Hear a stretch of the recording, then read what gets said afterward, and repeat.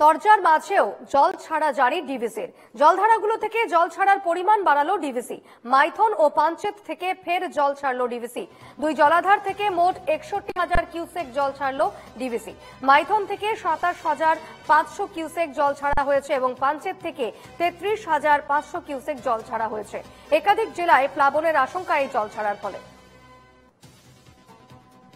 তরজার মাঝেও আবারও জল ছাড়া জারি ডিভিসির এবং ডিভিসির জল ছাড়ার ফলে কিন্তু একাধিক জায়গায় প্লাবনের আশঙ্কা রয়েছে। জলাধারগুলো থেকে জল ছাড়ার পরিমাণ বাড়িয়েছে ডিভিসি। মাইথন ও পাঞ্চেত থেকে ফের জল ছাড়লো ডিভিসি।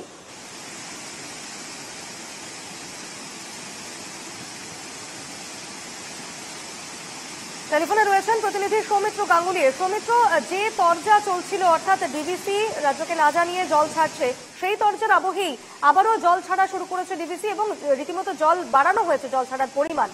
এই মুহূর্তে কি তথ্য রয়েছে তোমার কাছে? একদমই দেখো যে রয়েছে জল ছাড়ার যে অব্যাহত রয়েছে ডিভিসিতে এবং জল ছাড়ার পরিমাণ বাড়ানো হয়েছে। কারণ যে ইয়েতে ঝাড়খণ্ডে যে অতি ভারী বৃষ্টি হয়েছিল, সেই বৃষ্টির জল এই যে মাইথন ও পাঞ্চেত জলাধারগুলিতে আসে এবং সেই কারণে কিন্তু জল ছাড়া শুরু করে ডিভিসি। কারণ জলাস্ফীতি যে জলাধারগুলোতে ঠিকঠাক রাখার জন্য।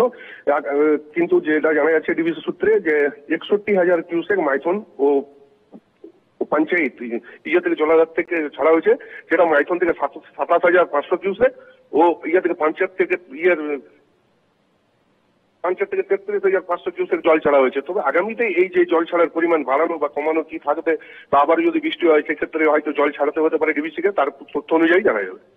বেশ, ধন্যবাদ সৌমিত্র।